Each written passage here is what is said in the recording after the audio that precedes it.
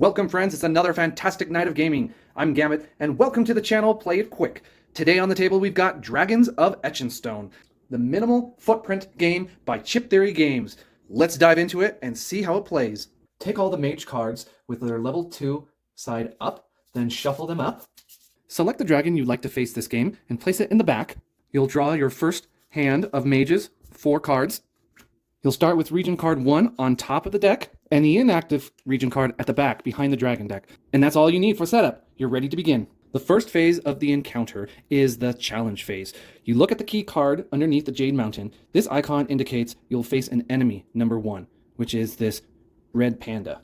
At this point, you do have the option to divert. You may avoid the current encounter to discard the key card as well as one of the cards in your hand. The downside is that you have to face the next encounter with fewer cards in your hand. It also pushes you through the deck faster. The next phase is the action phase, where you will assign roles to 3 cards in your hand, then calculate the results. 1 card has to be your spell. This determines your action. For me, I will use the Sword of Light as my spell. 1 role has to be the element. This will determine your initiative, and it will determine your ether magic, which this indicates lightning. Your last roll will be your boost roll, which will be my burning bridges. This will give me a +2 boost to either attack or the initiative. This leftover card is the reserve card, which means you may hold on to it for the next hand. Now we resolve the enemy action phase. My initiative is 5. Compared to the panda's 8, I am slower, so he will attack with 1 lightning, and I will suffer that damage in the penalty phase. Since my element's ether element matches that of my spell's enhanced action, I get to resolve the enhanced attack. Otherwise, I would only do the basic attack. However, since the magic matches the red panda's element type, I must reduce 1 from the attack. So I have a total of 6 plus 2, so 8 minus 1. That is enough to deal 7 damage. When attacking an enemy, you can have 3 outcomes, either a complete victory, a narrow victory, meaning you dealt more than half damage to it, or a complete loss. We've achieved a complete victory, so I will collect the enemy's XP in the upgrade phase. Now it is the penalty phase where I suffer time penalties or damage penalties. Since my initiative was not higher than the panda's 8, I suffered 1 early damage. Suffering damage forces you to downgrade 1 or more of the mage cards. To downgrade a card, you must rotate it so its level is reduced by 1. Since he's dealing 1 damage, I can use this card, which has an armor of 1, to soak the hit. If the ether element of the attack matches my armor, then I would soak double the value. If this one was already at level 1 and I were to downgrade it, I would eliminate this from the game entirely. You may only downgrade 1 mage card each hand.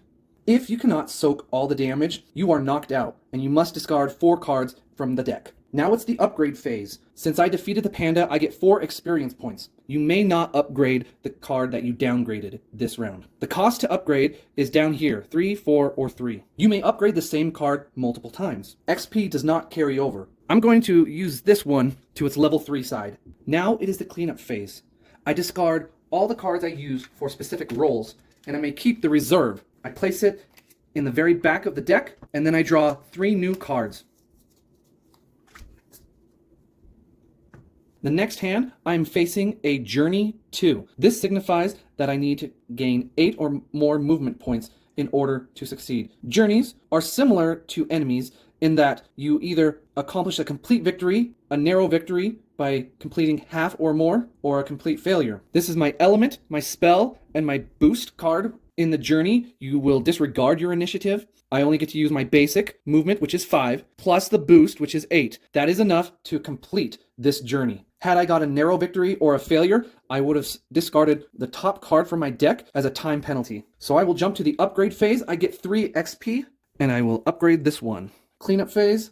Challenge phase, I'll be facing enemy number 3. My actions, I have my element, spell, and boost. I'll be dealing 6 damage plus 3 boost. It is the same initiative, so I will go first. So no early combat attack. 9 is enough to defeat it, and I'll gain 5 XP. And I will upgrade this card. Cleanup. Challenge phase, enemy number 3 again. Action phase, element, spell, boost. My initiative beats them, so I will not get early combat damage. My Ether Mage enhances the attack, so I'm going to be dealing 8 damage, but it is water, so I minus 2 and deal 6 damage. 6 damage is greater than half its health, so I will do a narrow victory. I will get XP, but I will suffer 2 damage. I will let Frostfire Wall be downgraded. Then I'll upgrade River Swiftness for 5. Cleanup phase. Reaching the dragon indicates the end of the current region. So Jade Mountains has been traversed. So you shuffle all the mage cards together, keeping their orientation the same. Draw a new region. The challenge phase, I'm facing the journey 4. Action phase, my element, spell, and boost. My ether magic does enhance this, so 7 plus 2 is 9. That is enough to complete the journey. This icon is a special peril. This means it's steep, so increase the journey's movement points by the boost of your reserve card. So instead of 9, it is now 10, and I do not get a complete victory, which means I will incur a time penalty. So I discard the top 2 cards of my deck. I get to upgrade 4 XP, and I will upgrade Adapt. Cleanup phase.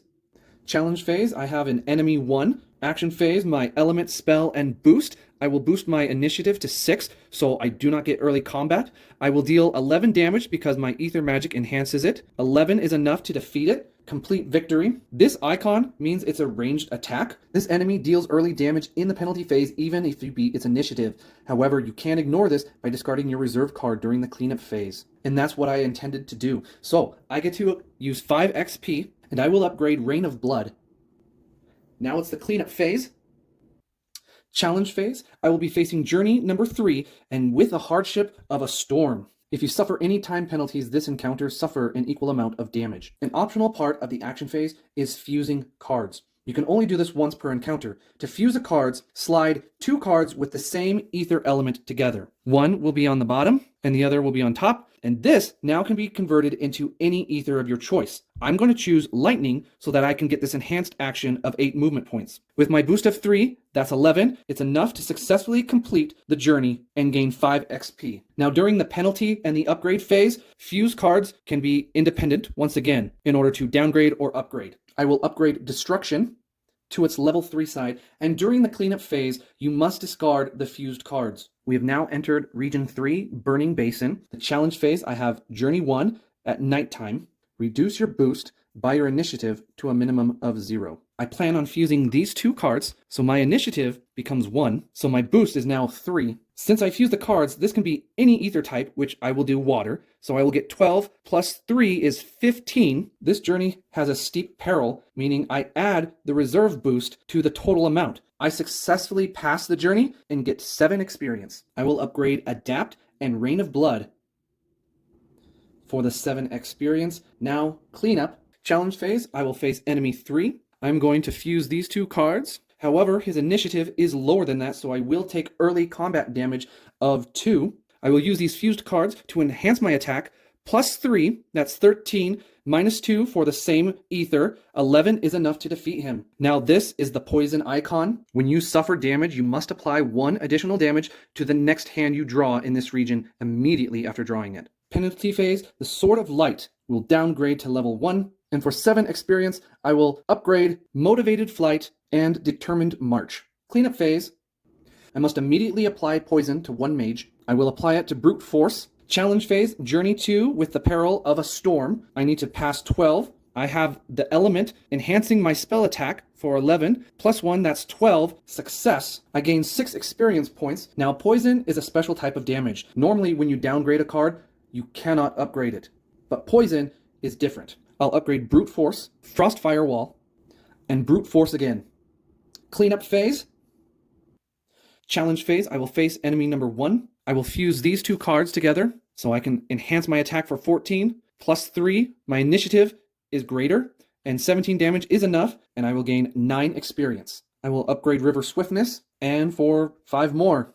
Cleanup phase, we finally reached the Forest of Gath. Challenge phase, enemy number 4 with an ambush. Double the early damage you suffered during this encounter. I will fuse these 2 cards. My initiative is 7, so I will not get early combat damage. I am going to enhance this attack for 14, plus 3 is 17. That is enough to defeat him and get 9 experience points. I will upgrade Fleet-Footed and Motivated Flight. Cleanup phase. Challenge phase, I'm facing enemy 1. I'm going to be fusing these cards again. My initiative is higher, so I will attack first. I will enhance this attack with a boost of 13. That's enough to defeat him and gain 7 experience points. I need to upgrade this one and upgrade Rain of Blood. Time for the cleanup phase. It's a challenge phase. Journey number 2, I'm going to enhance the action for 12. Plus 1 is 13. That is enough to complete the challenge. I gain 6 experience. I will upgrade burning bridges. And once more, now the cleanup phase. Challenge phase, I'll be facing Journey 2 again with a Peril of Storm. I'm going to enhance this action for 9, plus 5 for my bonus, that's 14. And because it is matching the Journey terrain, I get to add plus 2 just for fun. I gain 6 experience, and I will upgrade Destruction. Cleanup phase.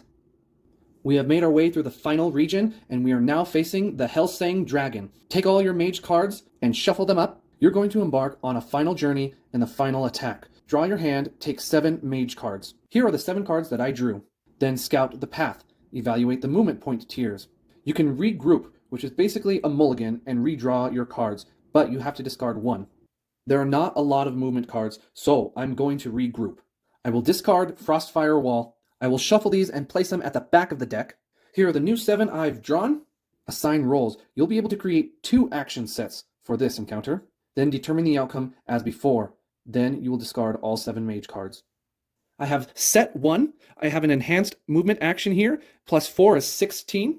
Then I have an enhanced action. 9 plus 3 is 12. Combined, that is 28 points. Since I am using a shadow ether magic, and this path is shadow, I do get to add the reserve bonus, so that adds to 30. Since I've made it 30 steps, I only have to incur 1 time penalty. So I will have this be a time penalty. And then for the last attack, draw the remaining mage cards, scout the enemy by evaluating the HP tiers, assign roles for 2 action sets, compare initiative for early damage, evaluate armor, attack the dragon, try to survive. Here are my remaining cards. I'm going to fuse these cards in order to enhance this action, plus the boost there is 19. I have an enhanced action here, plus 4 is 18, that's 37 damage. My initiative is 9 plus 3, which is 12. That does beat the Hellsang, so I will not take early combat damage. And 37 is above the max, so I will take 12 repercussion damage. I will block with this, which will double the effect since it is shadow damage. 8 damage remaining. I will block with Rain of Blood. 3 damage remaining. I will block with Fleet-Footed. And I have soaked up all of the damage, and I am victorious against Hellsang the Undying. If I was unable to soak up any of the damage and each of my cards were removed, then I would have been defeated. Well, that will do it, folks, for Dragons of Etchinstone. Let me know what you think about this game in the comments. Stay tuned, as there are 2 other expansions that I would love to showcase on the channel. That's it for tonight, and I'll see you next time when I play it quick.